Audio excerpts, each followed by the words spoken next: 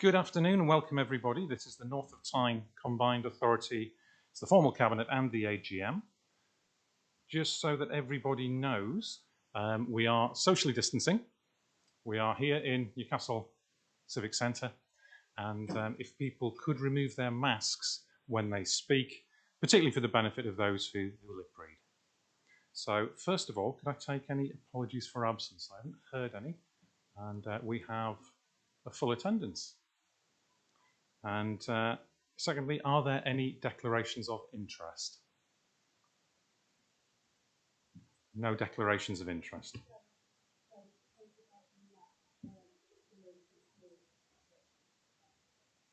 Okay, thank you very much, Lucy. Welcome everybody. It's been some time since we met in person, and even in the socially distanced, it's very nice to be able to see everybody. The situation with the North of Tyne Combined Authority, obviously, is we've had elections in each of our constituent authorities recently. So congratulations to all those members who've been returned. And it's very nice to see that we have 3 new cabinet members. So a big welcome to Councillor Karen Kilgore from Newcastle, a big welcome to Councillor Carl Johnson from North Tyneside, and a big welcome to Councillor Richard Wearmouth from Northumberland. But at this point, I particularly would like to say a big thank you to those who have served in our cabinet previously, who are no longer here. So Bruce Pickard did a terrific job on the investment portfolio. Joyce McCarthy did a tremendous amount of work on our inclusive economy portfolio and our education. And Councillor Richard Dodd, although he wasn't with us for very long in the cabinet, really got stuck into the Northumberland portfolio as well, and was very good to work with. A couple of announcements is that we have, for the benefit of anybody particularly watching at home, recently completed our Citizens' Assembly on climate change. This has been a major piece of work which has gone terrifically well. The reports back I've had from it have been fascinating in terms of the level of engagement. Just to note that, when we meet again in our next cabinet meeting, we will be bringing forward a short paper which covers some of the early work that we've already done, and then a much longer, more detailed paper at the following cabinet meeting, and that will all be presented in due course. And just one final thing is throughout COVID, we've been able to meet virtually online. We are not, of course, out of COVID yet. It is still a live issue. And the government has a consultation, which is live, requesting about the issue about whether we should still meet virtually. Now, certainly my opinion is we should at least allow for a hybrid model, particularly in an area as geographically large as ours. I think that makes sense for a lot of reasons. And so it's certainly my opinion that as the combined authority, we should participate in that consultation. And I can see lots of nods from around the room. And the only final thing, obviously because it is COVID, is I would urge everybody who hasn't yet been vaccinated to get vaccinated, particularly those who haven't yet had their second vaccinations, because that is the route out of the situation we're in. So let's move on to item 4, the minutes of the last meeting. That was the 23rd of March 2021. Can we just have an agreement that they are a correct record? Agreed. Thank you very much. And this takes us on to a significant item of business, which is the appointments to committees and other bodies. So just before we move on to that, one of the appointments that the Mayor makes is the Deputy Mayor of the Combined Authority. So for the past 2 years, the Deputy Mayor has been Norma Redfern. Norma's recently been returned as the North Tyneside Mayor, and I've asked her, would she continue to serve as the Deputy Mayor of the North of Tyne? There's a lot of words very similar there, and I know it gets confusing, but Norma has very kindly agreed to continue to do that, so thank you very much, Norma. And I will hand over to our monitoring officer, John Softly, to run us through the papers. Thank you, Chair. I wasn't proposing to go through the report in great detail. The appointments proposed to the various committees and bodies are as set out in the report, and the committee is also asked, Cabinet is also asked to delegate the appointment of the Chair of Overview and Scrutiny Committee to that committee. So, Chair, unless there's any further questions. Thank you, John. Unless anybody does have any questions. No, the obvious reason for delegating the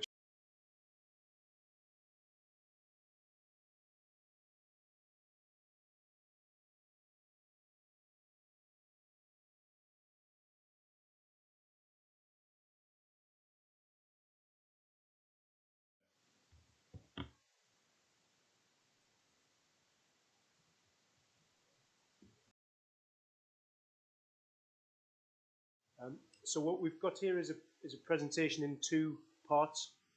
Hopefully you can see there's enough screens close enough to people to see some of that, although I won't go through in detail, and nor do we expect everybody to see the slides in detail. I'll run through the headlines. But essentially what we're going to do is look briefly at the annual report from the last year, which gives a recap really of the foundations we're building on, the things we've achieved over the last year, followed by the corporate plan, which, as the Mayor's just said, talks about what we're doing and what we're going to do, and effectively how we follow through on the strategic direction and the decisions that you've made as a cabinet. We'll have a short pause in between these two for a couple of videos, and hopefully the technology will work seamlessly well.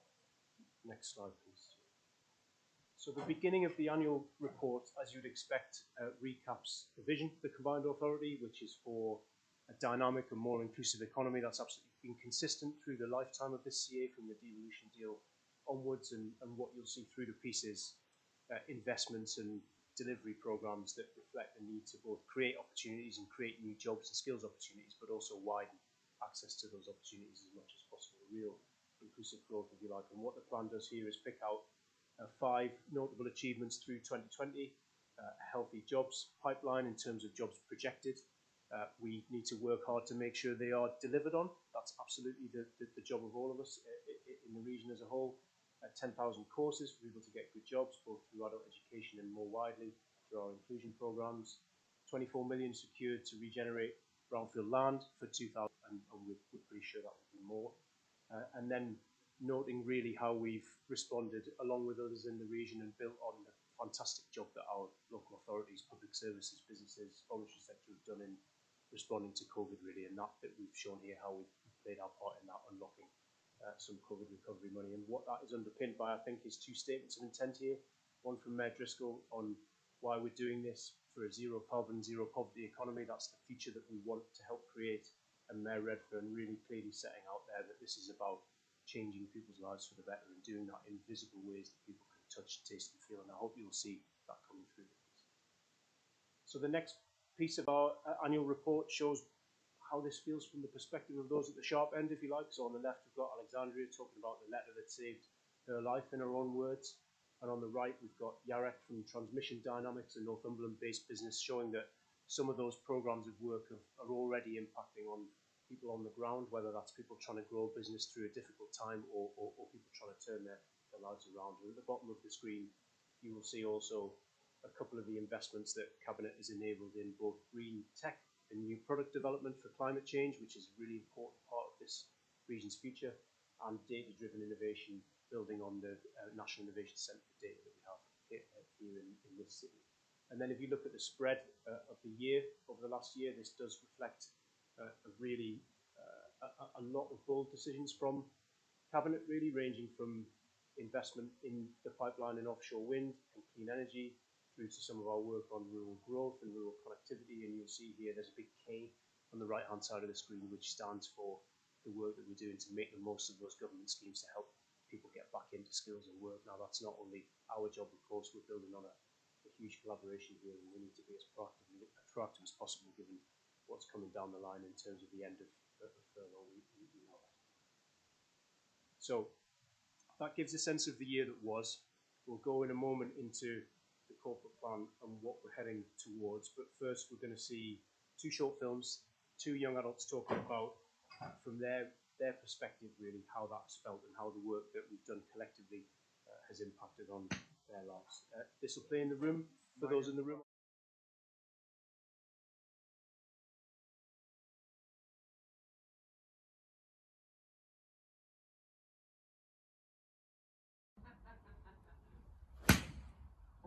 Lovely shot. My name's Brandon Clough. I'm 19 and I work at Langhurst Golf Club, and it started for me by leaving school at 16. Never got a chance anywhere. I applied for hundreds and hundreds of jobs. Never got a chance back. And then I was thinking to myself, oh, if I can't get a job, I'm just gonna have to be sitting about the house, doing absolutely nothing, doing nothing with myself. So I was like, oh man, I have to change this, like, because I wanted to do something with myself. I seen all my other friends and all that, they're like sitting going the wrong way in life, and I didn't want to do that. So I had to pull my finger out basically and get myself on the straight and narrow. So what happened? How come you ended up here? I've done loads of different courses and everything. So like I've done like everything. I've been Zoom calling every morning, this and that, and where an opportunity came through from where my work coach, saying that there was this the opportunity to work here, and she was like, "Do you want to do it?" And I was like, "Is the sun hot?" I see it as a way of course. I see it as definitely. And she, like at first, like I was thinking to myself, big place, didn't know what's gonna go on. Not my sort of cup of tea, right? But then once I'm here, it's totally fine. And then honestly, I can't really thank anyone enough for giving us just a chance. That's all I ever asked for. Someone just to give us a chance, for me to show what I can actually do. So what can you do? What's it been like being here? It's been quite mad, to be fair. Like I've used machines that I would never ever use. I've done things that I've never ever done. It's just doing something different every single day, and it get myself out of bed, get myself in the right mentality to work every single morning, get myself up, get myself where I am, and just doing it all right, get my life sorted.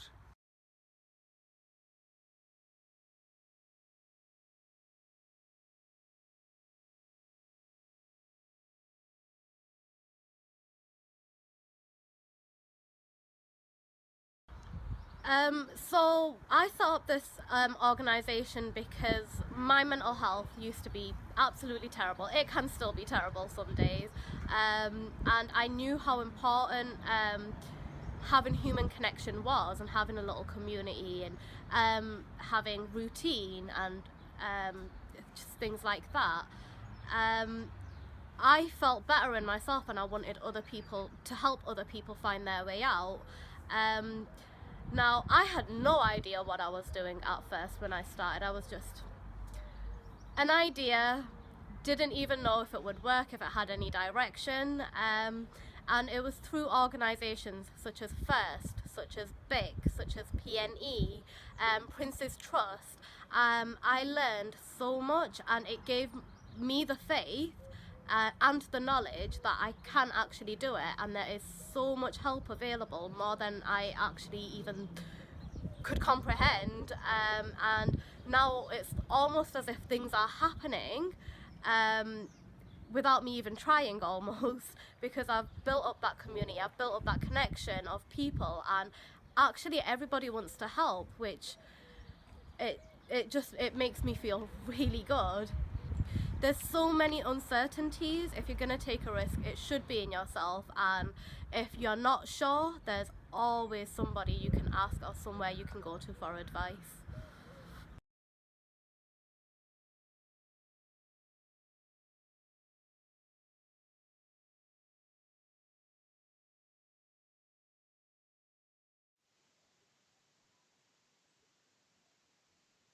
So I hope that gives a sense of how that's felt in their own words. And now we move on to the corporate plan, which talks a bit about how we're going to take the foundations we've built and move that forward over the next year plus two, if you like. So this is a plan that takes us through the next 12 months and beyond, focuses on jobs, skills, post-COVID economy, and really that it emphasises the fundamentals of why we're doing this, really, and how we deliver on that promise that was set out in the early stages from the devolution deal onwards. The contents page is notable only for being a contents page, but I did want to put this up here because it shows on the right-hand side of the page, or the slide as you're seeing it, something of the geographical diversity of the region and what we are, and I think it's really important. We've always thought it's really important to emphasise we are a city, we're coastal, we're countryside. We've got that mix, and the way in which we connect our city to our towns and the way in which we work together is just so fundamental. It's such an important part of what we're doing here, So ignore the contents, look at the pictures. That tells a wider story about what you've done in setting up this combined authority and what it stands for. And then the basics really, our corporate plan, we restate the vision that I talked about earlier. And on the right-hand side here, we talk a bit about what's going on in the region. So a snapshot in one page can not really do the North of Tyne justice as a place, its economy, its society, of course. But there are three things to pick out here that we really wanted to highlight in this plan. Firstly, the economic impact of COVID, which continues to be felt. It's been significant. We've had more people than average through the door at Job Centre Plus. We've had relatively high numbers of people on furlough in this region over the period of lockdown, and of course we'll see the effect of that potentially over the next few months. We know that young people are particularly vulnerable, and then look at the child poverty figures that emerged recently tells a story really of the issues that we've had as a region not going away and in some cases being intensified by COVID. But we're really clear, I think, that we equally have a fantastic set of assets. We've got massive inward investment possibilities. We've got really world-class industries here that in some cases are not ready to be built, but they're already here and delivering value, and we're really confident about the recovery that we think that we can affect. And that we, I think, is not just us as a combined authority, but obviously we're building a huge amount of work and institutions and collaboration across the place. And this is how we're going to do this as a combined authority and as a cabinet, if you like. There are 7 portfolios set out here, ranging from jobs, innovation and growth, clean energy and connectivity, to really fundamental parts of that new economy that we're heading towards. Education, inclusion and skills, and social economy and communities. Those portfolios really show what inclusive growth means in practice, ranging from delivery of adult education through to the inclusion schemes and the anti-poverty work that we'll come to in the agenda later on today. Housing, land and development, where we've really spent the last year building our credibility in a delivery plan around brownfield land, which will accelerate over the coming year.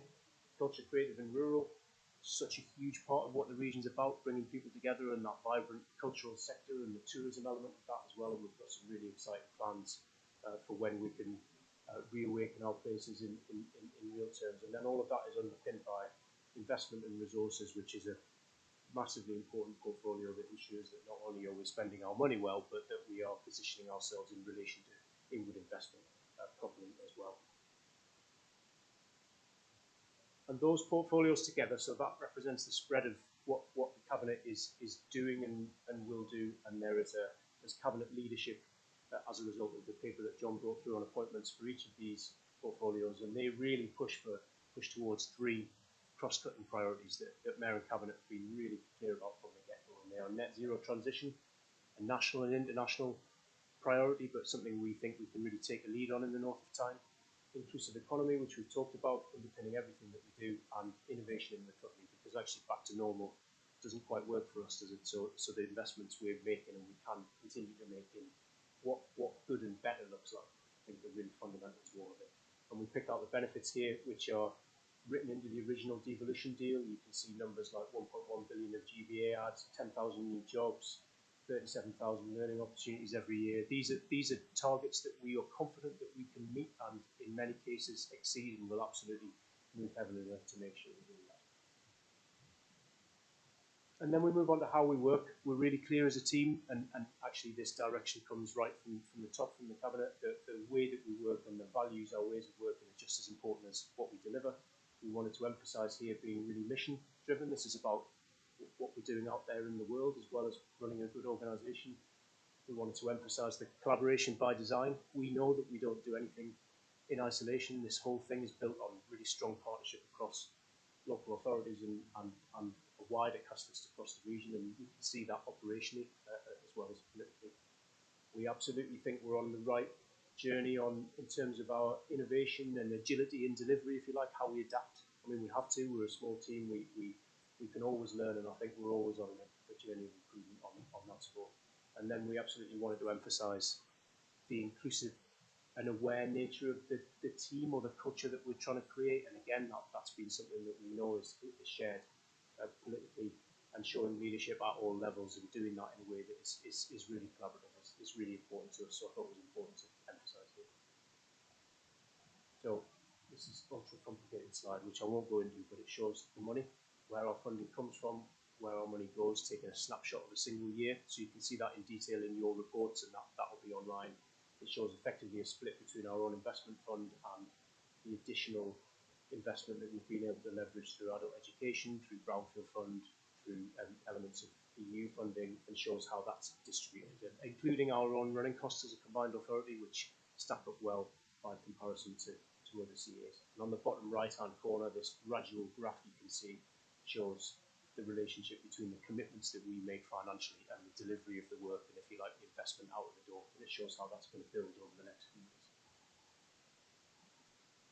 In terms of impact, this slide's here just to show really that we're not only confident about meeting our targets, but we think our targets are only part of the picture. So we know that we're not just here to deliver really the baseline of the devolution deal, but contribute to a region that wants to go places. And the way we're thinking about that in terms of evaluation is to be really clear about how the direction set by our Mayor and Cabinet translates into what we do, our delivery activities, we call them, and then into impact. And we measure and understand that. And we've come a little bit later in the cycle than some of the other combined authorities, and I think that's given us the ability to look at what works in other places and design a way of understanding impact that works for us and is more intuitive. And then we're getting to the end of the presentation, thankfully. But this outlines the top lines really of what we'll deliver from each of our portfolios. So this is the important stuff really. And I'll just pick out a couple here. So in terms of jobs, innovation and growth, a Green New Deal fund, which will be coming through over the next couple of months, which will deliver what we think is really game-changing investment in green job creation, some quite bold investment in digital growth and digital adoption, which is already out there. On clean energy and connectivity, we've got multi-million-pound investments in offshore wind infrastructure and supply chain innovation, again, working with a wider regional task list on that. And you can see going down the list examples of both bold headline investments that Cabinet made, but really tangible real-world programs of work which make that meaningful for SMEs, for individuals, and for our sectors in the region. And then I should finish by saying really that on this slide anyway, investment in resources again is a hugely important part of that mix. We know that the investability of the region, its attractiveness to both private and social investment over the next few years is a real opportunity after COVID.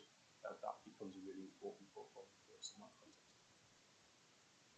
The plan sets out future commitments, and it sets out our role in regional transport, which is given more detail in the transport plan. Of course, we're one half of a joint transport committee, so we haven't gone into detail on that here, but we have shown both in infrastructure terms and in terms of the ambitions of Cabinet, what our future commitments might look like, and we'll be bringing forward a number of papers through Cabinet and the usual decision-making routes over the next few months, and they range from reawakening our city, towns, high streets, right the way through to how we amplify the work that we've done on social inclusion in the early stages of our work. And then finally, a plan on the page, which can either be a really helpful way of understanding what we're doing or a bit of a mess, and I hope this is the former rather than the latter.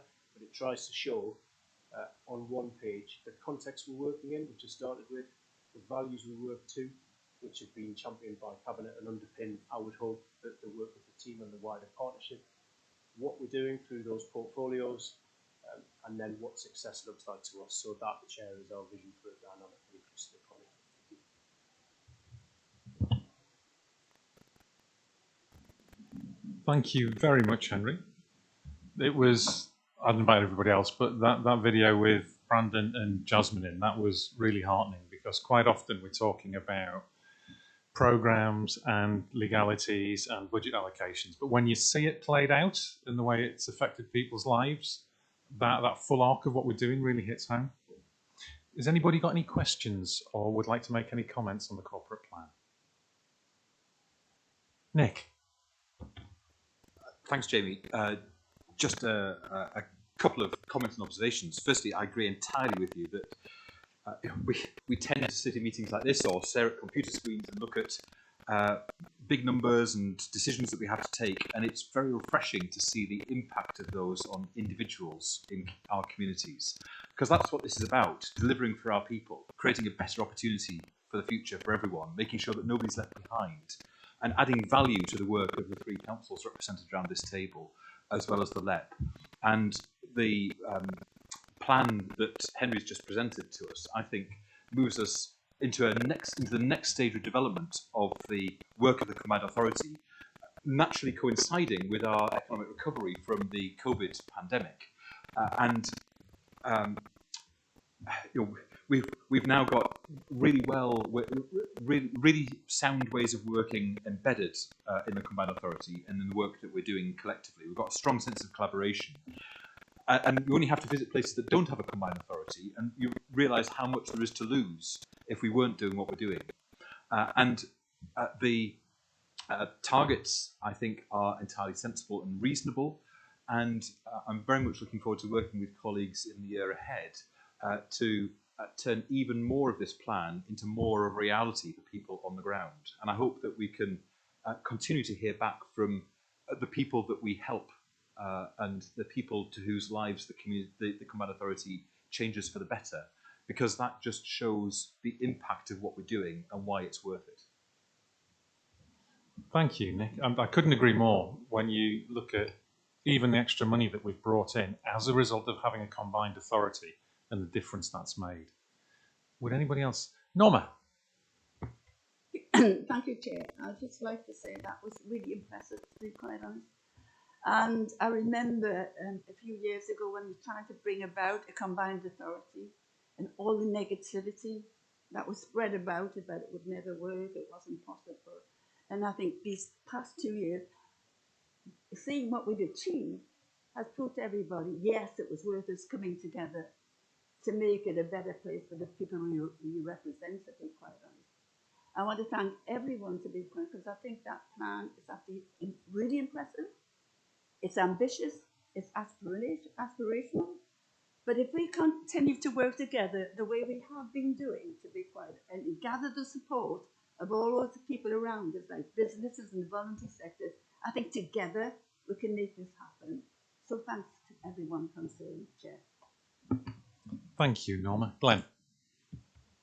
Thank you. I share those views. I think it's a very exciting corporate plan, and I think Northumberland is very pleased and grateful to be part of the combined authority.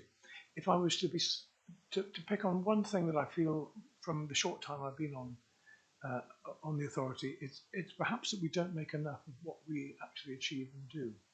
And I would hope that we can look at that this coming year and pick up on some of the ambitious programs that we've got and use the skills that we have within the organisation so that people understand better what the North of Tyne is about.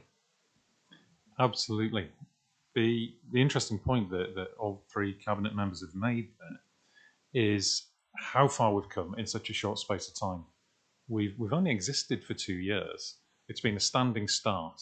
As soon as we got our senior team in place, we were hit with a global pandemic. During that time, we've actually got programs up and running and being delivered. That's really quite impressive. It was only a couple of weeks ago I was at the former Murray House site in Newcastle, signing the steelworks there.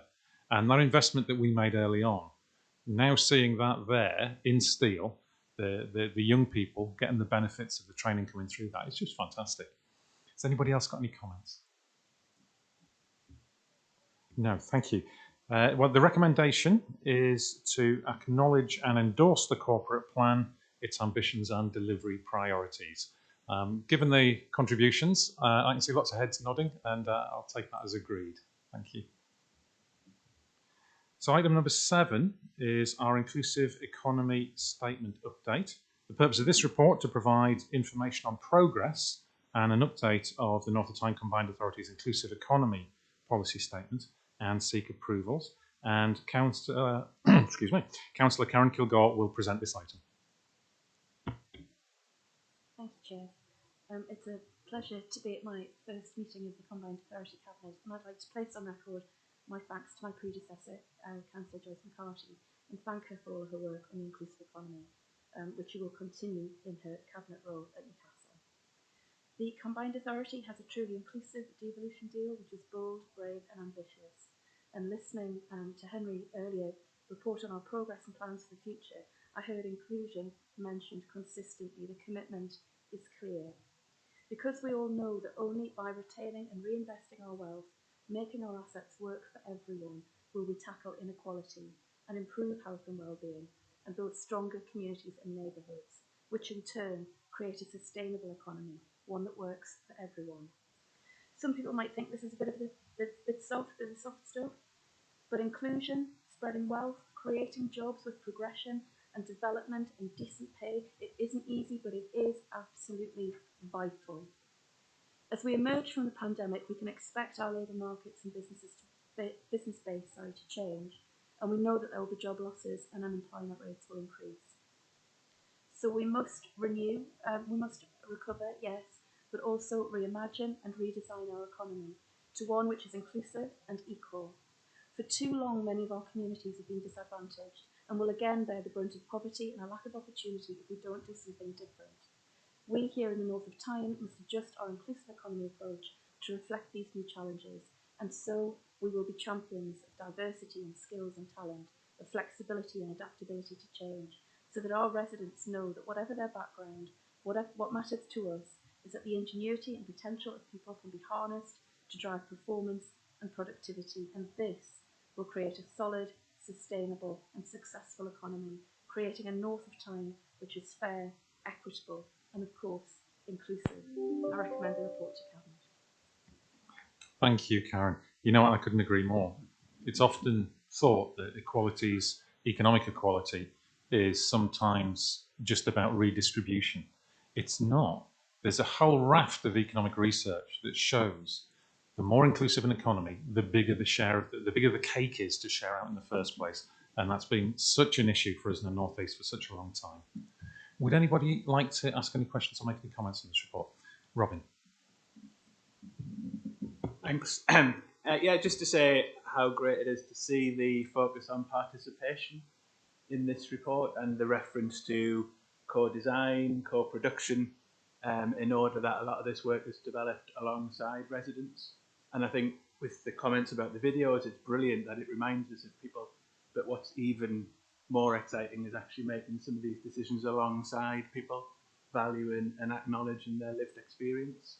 I recently, on behalf of North Tyne, attended a wellbeing event with Carnegie Trust, and there was so much talk about the importance of people feeling a sense of agency, feeling valued, feeling that they had some kind of control over decisions.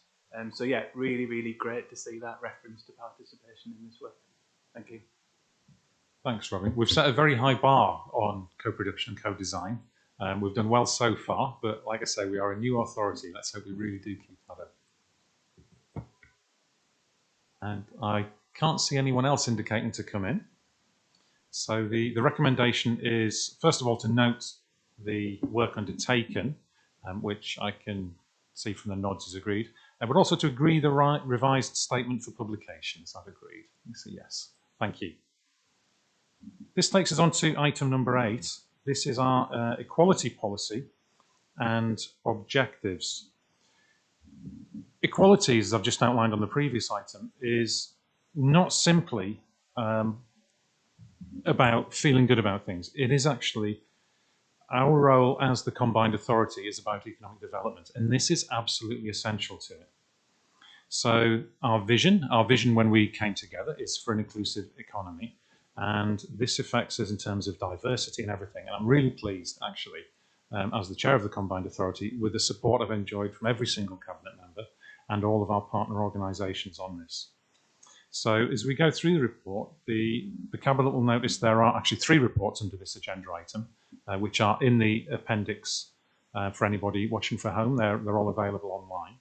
And there's some nice clear graphics in there too. Everybody likes a pie chart.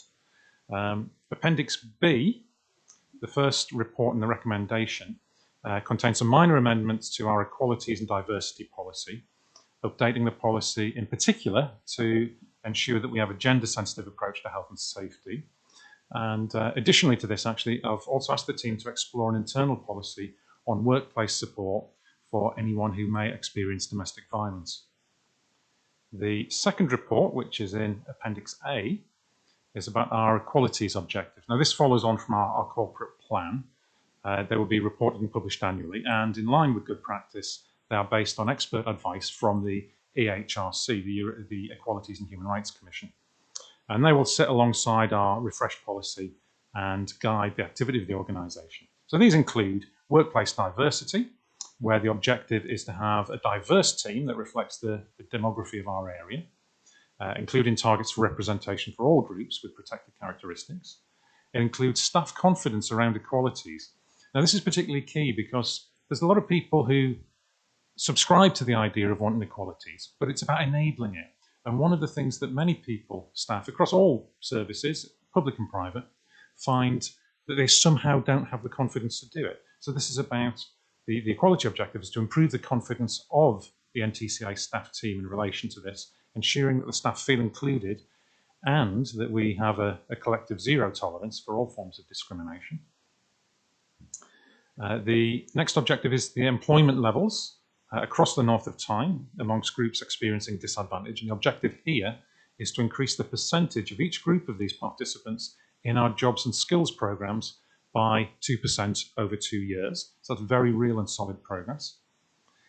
To tackle in-work poverty in the north of Tyne, to reduce the prevalence of in-work poverty is, I mean, that shouldn't even need explaining, but the specific objective is to increase that by 5%, to reducing the poverty, in-work poverty by 5% by June 2025. Now that'll include a specific focus on women, workers from minority ethnic backgrounds, and disabled and deaf residents. And the final one, as Robin alluded to, co-design and co-production. So the objective here is we'll increase the involvement of these communities in our work, partly by our upcoming Poverty Truth Commission, and the experience these people that they bring to this make sure that we are doing everything with a really high, good quality. The third report is on our workplace equality. So this is us as an employer, and our development strategy provides the basis for all of this. North of Tyne has become the first combined authority to formally adopt the socio-economic duty, committing us to implementing the additional responsibilities under the 2010 Equality Act. We're the first to be developing a partnership with the Equalities and Human Rights Commission, and very grateful to them for their advice and support.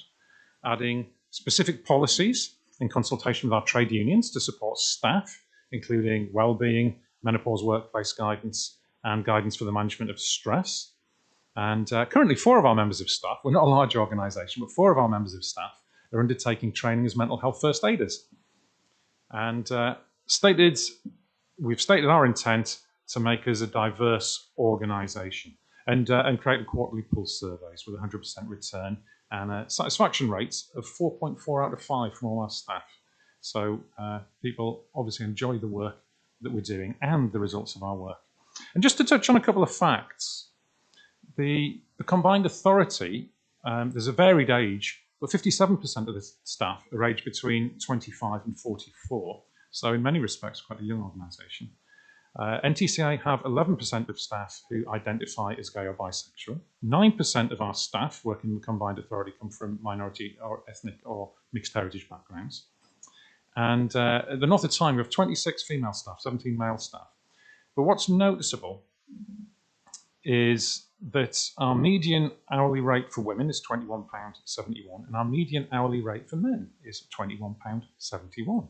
And it doesn't take a mathematical genius to realise that that gives us a gender pay gap of 0, which I've got to say I am remarkably proud of. And 5% of our staff have declared that they have a disability. So would anybody like any questions or to make any comments on this report? In that case, I recommend it to Cabinet. The recommendations are to approve the policy in Appendix B.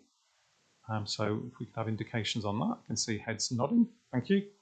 And to approve the objectives in Appendix C, as well as noting the progress we've made on equalities. So is that all agreed? Thank you very much. This takes us on to our next item, item 9, which is child poverty prevention. And an item of this magnitude needs no introduction. So Councillor Karen Kilgour will present this report. Thank you, Chair. Delighted to be able to present a report that's so close to my heart at my first meeting. We know that, as the Mayor's just highlighted, 22% of children in the north of Tyne area live in poverty, and more than half of those children live in working households. There are families without financial resilience to cope without with economic shocks, and as we all know, the unprecedented current crisis has put families at even greater risk from an economic shock the likes of which we've never witnessed before, and which for many has resulted in a loss of income, schools closed for huge chunks of the last 18 months, and much reduced access to practical and social support. Reading the IPPR North research into child poverty in the North East at the end of 2020, I, as I'm sure everyone else here, was horrified by the extent and breadth of the impact on our children, and I welcome the recommendations for combined authorities to consider. The report asked us to consider ways to support parents into good quality work, to work with schools to mitigate child poverty, and to make child poverty a real priority throughout our inclusive economy work. I'm very proud of the work the Castle Council's done, and I'm sure colleagues around the table in North Tyneside and Northumberland feel the same about their areas. We have well-developed programmes addressing child poverty, and a child poverty prevention programme for the North of Tyne would build on our work, extending good practice and enabling more joint work. Doing things together we would not have been able to do alone, which is the real spirit of this combined authority. So I propose today that we develop a programme based on 3 pillars: funding an innovative programme of poverty interventions in schools across North Tyne, financial support through the school gate, and working with employers to tackle child poverty. It's a key part of redesign and not just recovery. No child should grow up watching parents anxious about money. No child should be embarrassed by their clothes or be ill-clad, and no child should be hungry or cold. It is not poverty, but opportunity that should be every child's birthright, with a fair chance in life, opportunity and security. This should be every single child's destiny in the North of Tyne. Recommend report to Cabinet. Yeah. Would anybody like to make any comments on this report or ask any questions? Norma. I welcome this report, to be quite honest. I think at the end of the day we should be ashamed when we think of how many of our children are still living in poverty. That's a dreadful reflection on us, to be quite honest. But one of the things that I would like to say as well, that some of the work that we can do, as well as working in schools, is to get into those communities with the help of Robin, who works very, very closely with these communities, and actually have discussions with these communities, Chair, about what their greatest needs are and how we can help them. Many of them, to be quite, want to get into work, as you know, but then have the opportunity. We need to afford them the opportunities to do that, as well as the training. And everyone knows one way out of poverty is to help your families to get a job. So as well as helping our young children, we need to work in those communities where they need, and I hope we can do that, Chair. Thank you. Thank you, Norma. Glenn. Thank you. I'm very impressed with the work that our authorities have done with volunteers and charities. I'm very proud of what we've done in Northumberland with Northumberland Communities Together, but all of us have done our own thing to help here. I've just got a stupid question, I'm afraid, because I should know this, but I don't. So half those children are in working household families without the financial resilience scope with economic shocks. Can I just have the definition of that in terms of kind of pounds, shillings and pence? Press the button twice. Would anybody like to directly... Can we get those figures in a few minutes? All right, fine, thank you. Nick. Thanks, Jamie. And I thought those words from Karen were extremely powerful and a reminder of what our moral purpose is, as well as an economic purpose for this combined authority. What's sad and shocking is that child poverty rates have gone up in every single borough in this region in the last decade. In Newcastle, they've gone up from 26% in 2010 to 42% now. And that represents the impact of the dismantling of the welfare state over the last decade. And it sometimes feels as though we're swimming against the tide here, trying to pick up the pieces of broken lives caused by forces beyond our immediate control. But that doesn't mean that we're powerless. And the videos that we saw in an earlier part of this meeting show that the work that we do can have a positive impact on individuals. We can't help everybody, but we can make a difference for a few people. And that's why we don't see our work on child poverty as somehow separate or distinct from all of our other work. We see it as integral to it. We focus on creating jobs. We focus on creating good quality employment conditions. We focus on opportunities for people and skills for people because we know they are the routes out of poverty.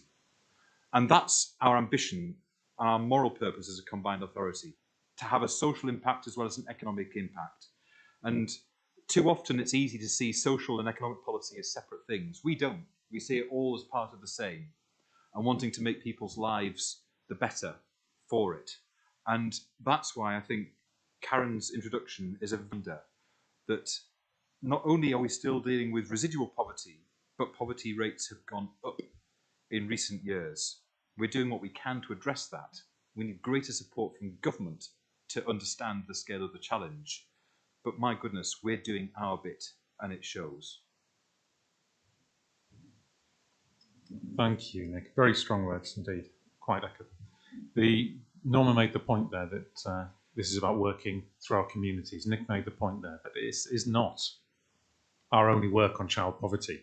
This is a dedicated programme to directly challenge child poverty where it occurs, but it's about making sure that it builds on everything else we do. Everything we do is with our communities and by co-design. We have our Poverty Truth Commission that is getting to the lived experience. So we really find out the barriers about it and we don't make assumptions. We're working through our Kickstarter and our Youth Hub programs. And we've seen the video of Brandon earlier, you know, somebody who's, by his own words, had lost direction, but now found an opportunity to get work. Underpinned by this is the fact that we're creating jobs. And by now, we have a 30-year target to create 10,000 jobs. By now, 2 years in, we should have 700 jobs in the pipeline. As we saw, it's well over 4,000. We're smashing this target out of the park by a factor of 7. And all of those jobs are underpinned by our Good Work Pledge, which guarantees minimum wage and guarantees secure hours and all of these things, and the training so that people can get them. But Nick's absolutely right. We have very limited resources for the scale of the project. However innovative we are in targeting them, that's why, as a combined authority, we submitted to government last year a recovery plan as part of the comprehensive spending review. Now, that comprehensive spending review was cancelled, but will be coming around again. And I know the team are already refreshing these plans, ready to go, so that we're there the second that opportunity occurs. And that regional plan is to create 55,000 direct good quality jobs in the North East. That is a game changer. And ultimately, that's what's needed to directly tackle child poverty. Norma. Sounds very exciting, but it's true, isn't it? Oh, sorry. Get tangled up in here. Sounds very exciting, but it's true. When a person has a job, they have this inner pride. They have their dignity. They feel as though they're able to look after themselves and their family and their children. And at the end of the day, to be quiet, take that away from people, and what are they left with? So the idea that we can actually create and train people for all those jobs and give them back their value in society is absolutely fantastic. Thank you, Chair. Thank you, Norma. Robin, yes. Thank you. I guess, yeah, just to follow up, we'd really welcome the opportunity, obviously outside of this meeting, to look at maybe the role of the voluntary sector in terms of supporting this, both in terms of the work they do with whole families, but the holiday activity and food programme delivery and the whole raft of provision there. So, yeah, it'd be great to kind of explore how that might be possible. Thank you. Absolutely. Well, thanks for that commitment, Robin. And I knew from working with you that you'd absolutely give that commitment. And of course, that is part of the plan. So in the absence of seeing anybody else wanting to comment, we have the first recommendation is to note the development of the programme, but the second one is to authorise the head of paid service in consultation with the portfolio holder, that would be Karen, to finalise the next steps in taking the programme forward, including securing the appropriate funding. It should be noted that in the paper there is a funding indicative allocation. Is that agreed? Thank you very much, that's agreed. So this moves us on to item 10, the investment fund update. The purpose of this report is to update the Cabinet on the progress with our North of Tyne Investment Fund, including the new projects, support the economic recovery, and as we continue, integrating that with the government's roadmap for coming out of COVID. And so I'm going to invite Councillor Carl Johnson to present this item. Thank you, Mayor. It's really a privilege to be here at my first meeting of North Tyne Combined Authority to start to play part in our mission. As some of you know, I was first elected when I was 19 with more passion than skill, it has to be said. I'd like to think my skills have improved, but my passion is undiminished, if not greater, to fight poverty, to improve lives, and to create the opportunities for those who need them the most. When we watched the video of Braddon earlier, I think it struck a chord with all of us. He said that all he needed was someone to give him a chance and show him what I can actually do. Isn't that what we all want, and doesn't everyone deserve it? We've pledged nearly £1 million to support jobs and skills for young people, work placements on Kickstart, funding for youth employment partnerships, and better ways to provide those chances. Every generation believes living through the changes their parents could never imagine. Credit crunch, triple of oil prices, and the speed of technology to a global pandemic. But nobody can be any doubt that here we are today in a different world. In truth, we haven't seen anything this transformative in many generations. This last year will be studied by our young people as the world's fun on its axis, a new language created about distancing and masks, and we shared common fears of pain and loss across the globe. And now we have a once-in-a-generation opportunity to tackle the disadvantages faced by so many that this pandemic has devastatingly exposed. And in these uncertain times, we must be, and I think we will be, a rock of economic stability and fairness upon which the people of North of Tyne might stand, providing these opportunities and those chances. With £1.5 million to encourage business recovery and innovation, we will enable 150 small and medium-sized companies to reduce the cost of new equipment and technology, increasing their competitiveness and creating jobs. So much has changed in the last year, but what has not changed the desire to reclaim our lives together, to redesign and recover. We're supporting our business community working together to reimagine the future. We can't turn back the clock, but we can create and safeguard good jobs, new opportunities, and new chances. Behind every number in the report today, which colleagues have already talked about, and behind every statistics, I'll talk about each cabinet meeting in person. It's a person, a family, and a home. I commend my colleague Mayor Redfern in accessing £1.25 million to unlock housing delivery fund with the latest approval from our Brownfield Housing Fund, a job and a home, and the means to get between the both, and that's what we're agreeing today. £500,000 to unlock the opportunities along the Northumberland line, ensuring we squeeze every drop of economic and social advantage for our residents. We're innovating in a world that is changing and has changed, but let's all acknowledge that the coronavirus pandemic has truly exaggerated terrible inequalities that threaten the very fabric of our communities. So we're providing £1.5 million funding for community hubs, acknowledging the vital role of our voluntary and community sector, creating a grant programme to help 100 community organisations, and supporting 2,500 residents to access volunteering and community-based support.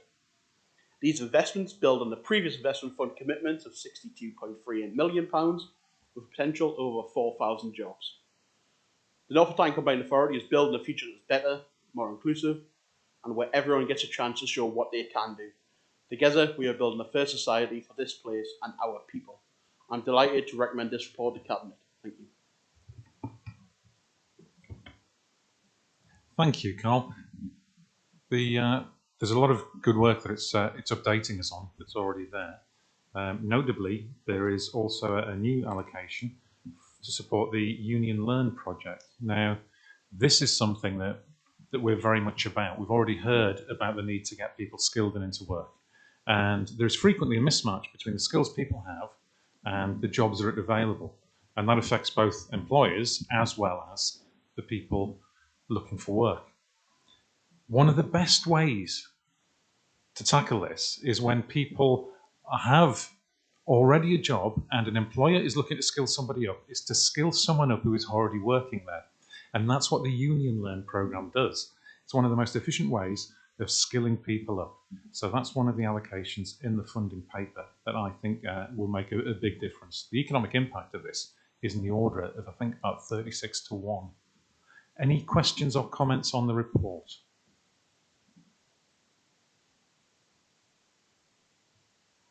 No.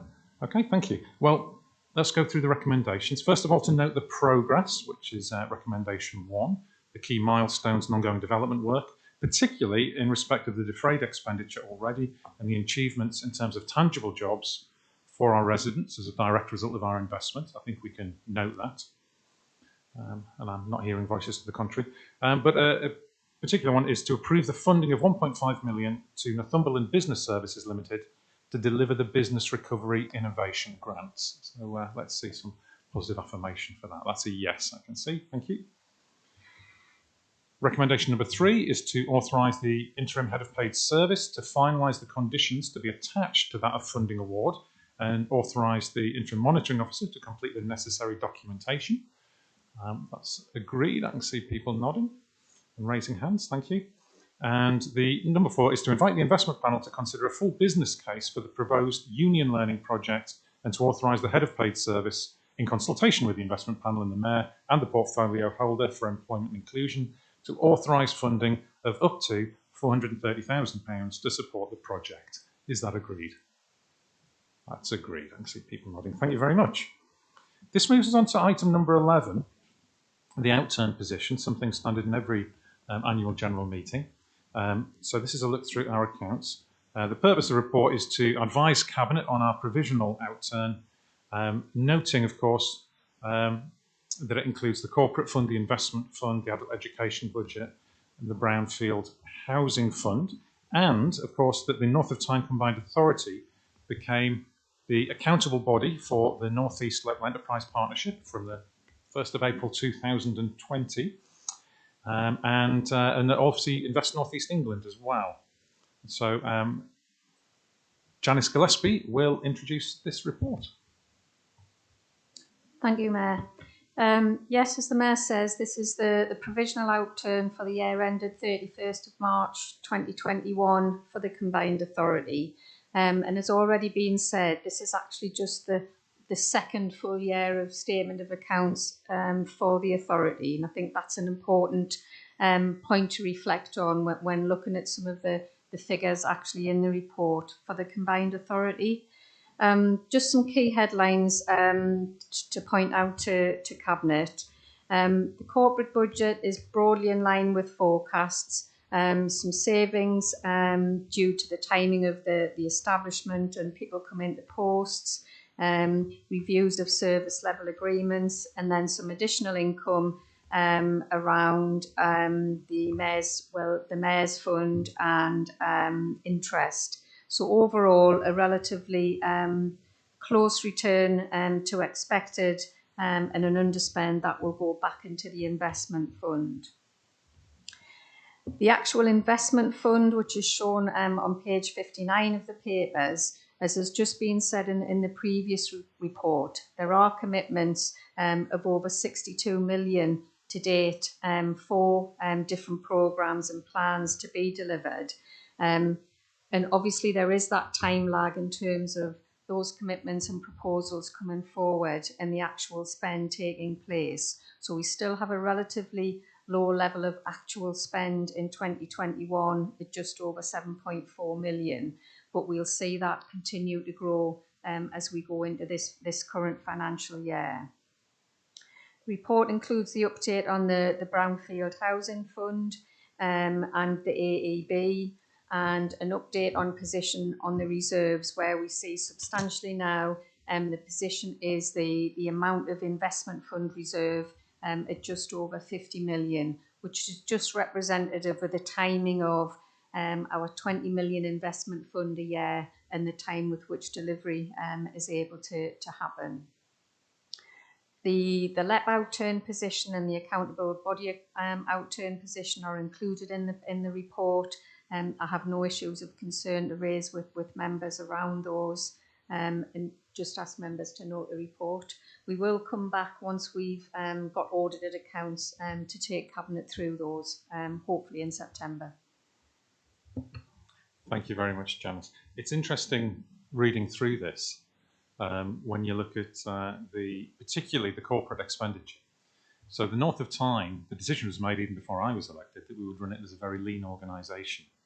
And despite the unbelievable year that we've had with COVID, despite us being a very new team, despite all the vast amount of work that's happened and all the projects, you know, £62 million of expenditure, 66 live projects, 4,193 jobs in the pipeline, 2,673 jobs safeguarded. Despite all of that, we've managed to stay under budget in terms of the corporate expenditure. And that is a testament very much to the hard work of all of the staff. They have been amazing. The way they've just been distributed to working from home, some working in the office occasion, all of these things, and yet we've still gone. So I do want to say a massive thank you to everybody for that. Any questions? Lucy. Thank you, Chair. I just wanted to pick up on that. The thanks on behalf of the LEP to Janice and to Katie as well for the support as accountable body. It's gone very smoothly, and I personally very much appreciated the time that they put in to help me get up to speed with the fibre.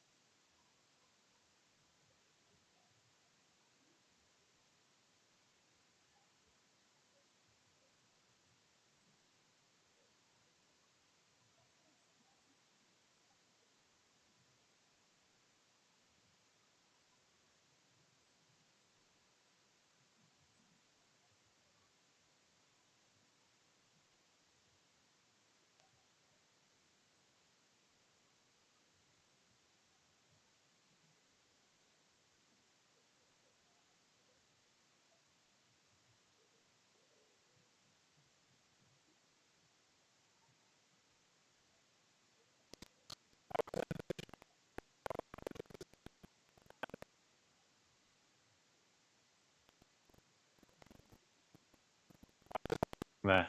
Oh, and it's back on. It just needed a rest. Let's see how long it lasts. Thank you very much, Victoria. You know, you're only supposed to have tech problems when you're doing these things virtually. It's not supposed to happen when you're in the room. This takes us on to item number 12, which is the scrutiny annual report. And they're all the way over there. I can see Linda, who is the vice chair of the Scrutiny Committee, who's going to present this report. Thank you, everybody, and thank you for inviting me to Cabinet today. It was not something I realised was in my job description, but here I am. Can I start by putting on record my thanks to our past chair, Gregor Rufford, for his dedication to the role and wish him well in his future endeavours. I will take the report as read and just highlight a couple of projects that we are very interested in. The first one is the NTCA Poverty Truth Commission. I believe this is a very important piece of work. Poverty never disappears and is, as we've already heard today, very much on the increase. The pandemic has seen a sharp increase across a wide section of the economic spectrum, but for those already in abject poverty, their future is dire. And I just have to add that I agree with the sentiment that jobs, skills and training is the answer for these families. And I look forward to receiving further reports from Ruth, and just wish to add that the Overview and Scrutiny Committee are happy to help in any way they can. I would also like to mention the Citizens' Assembly, which the Mayor has already mentioned as well, in which there is a lot of interest in the committee. The Chair and myself signed up as observers, Gregor at the start of the process and myself near the end, so we could compare notes on progress. But unfortunately, I never got to go as the format changed and my slot was cancelled, and I could not fit a meeting in any of the remaining slots. So we will all be interested to read that report. This year, we had our first task and finish group around co-production. We discovered that we started this process too late in the year, and it was a bit of a rush at the end. It was also interesting to discover that we are really not well known enough to spark the interest of other organisations, as we struggled to get any outside group to take part in one of our sessions. However, all that said, we completed the work and have made 3 recommendations to Cabinet, which are probably winging the way to you, or you may already have received. Can I also put on record a huge thanks to our governance and scrutiny manager, Liz, who keeps us on the straight and narrow, and to Lynn Campbell from Democratic Services, who keeps us all on the straight road. Can I also finish by thanking Cabinet members for their willingness to bring reports and themselves to our meetings and to answer many, many questions and comments. It is appreciated and valued. Thank you. And I recommend the report. Thank you, Linda. It's interesting that quite often from the wider public they think that democracy only occurs at elections, but there's a huge amount of democratic accountability and transparency that goes on between elections, one of which is obviously the relationship between scrutiny and the functioning of the combined authority. And I would also like to place on record my thanks to Gregor, who, along with yourself, Linda, we meet monthly, we talk things through, and there's I think a very, very healthy culture that we don't see scrutiny as adversarial. We see it as a value to what we're doing. And whoever the new chair of the committee is, that relationship, I hope, will continue. Anybody got any questions on or comments on the report? No. Thank you. Well, we note the comments and thank you very much. That relationship will continue. This takes us on to item number 13. It's been a very interesting year for meetings, and so there have necessarily been some urgent decisions as a result of changes in how we meet over the last year. So our Monitoring Officer John Softley is going to introduce this. Thank you, Chair. It's a very straightforward report recording the use of urgent action powers by the Head of Paid Service in the last year. As you say, Chair, they all resulted from the cancellation of the March 2020 meeting, which was due to happen just at the very beginning of lockdown and obviously before the virtual meeting regulations came into place. So, Chair, it's just for information, but obviously if anybody has any questions, I'm happy to answer them. Thank you, John. Obviously, they've all been circulated. Everybody's had a chance to participate in them, and they do go back some time. So I'm not anticipating any questions. No. Thank you very much, John. They're duly noted. So this takes us on to our last item of business, and this is the designation of the Head of Paid Service. When we look at the journey the Combined Authority's taken, it was a coming together of 3 local authorities, and it's a credit to our partnership of our Cabinet, our 3 Chief Executives, Pat Ritchie, Paul Hanson and Daljit Lally, who've been a pleasure to work with, who've worked hard to create the Combined Authority to get us up and running. And literally, it just wouldn't have happened without them. But we've matured as an organisation. We now have a staff team. We have those 66 projects up and running. We have our permanent directors in, and the way we've grown has been very much as a result of the leadership of the directors of the Combined Authority. And so I'm delighted to recommend to Cabinet that we designate the Head of Paid Service role to Henry Kippin, Dr. Henry Kippin, we'll give him his full title, who is currently serving as our Director of Economic Growth.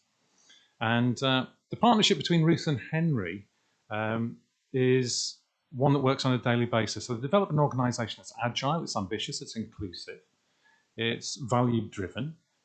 It's particularly good at working and collaboration and getting the support and keeping the information channels working well with all of our partners, particularly our constituent authorities. Henry spent his career delivering economic and social change. He came to us from the West Midlands Combined Authority.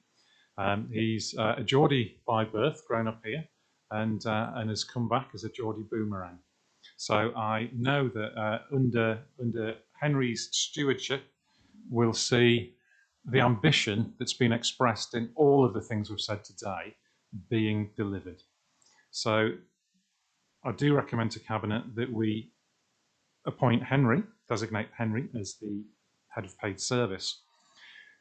But just as we do that, I hope that all the Cabinet will join me in thanking Paul for his work over the last year, because it's hard to imagine how it could have been more difficult with lockdowns, with staff moving, with all of the restrictions in tiers, all of these things happening. And I think we will all remember Paul's anecdotes and quotations and leadership style.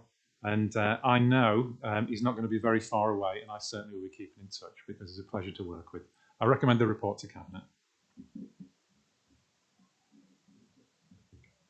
Would anybody? Norma. Yes, thank you, Chair. As I untangle myself, I just want to say the 3 chief executives, thanks for all their hard work, because I remember at the outset how difficult it was to get this off the ground. They worked extremely hard to make it on. Support for the last year, and always shared him, from no time and no time. So he's had a difficult year listening in to me nagging him, but at the same time you and his as well. So thanks to Paul. But I just want to welcome Henry. I think he'll be a tremendous asset to this organisation. He's done a great deal of work to get us onto this magnificent journey we're on. So I think all in all, it's been fantastic. Welcome, but also thanks to those 3 chief execs as well. Thank you very much, Chair. Hear, hear. So the recommendation is to agree that, to approve that recommendation. And I see everybody nodding and even a few raised thumbs there. So, so that item is approved. That takes us to the end of the meeting. The date and time of our next meeting will be 2 p.m. on the 27th of July, 2021. Thank you very much, everybody.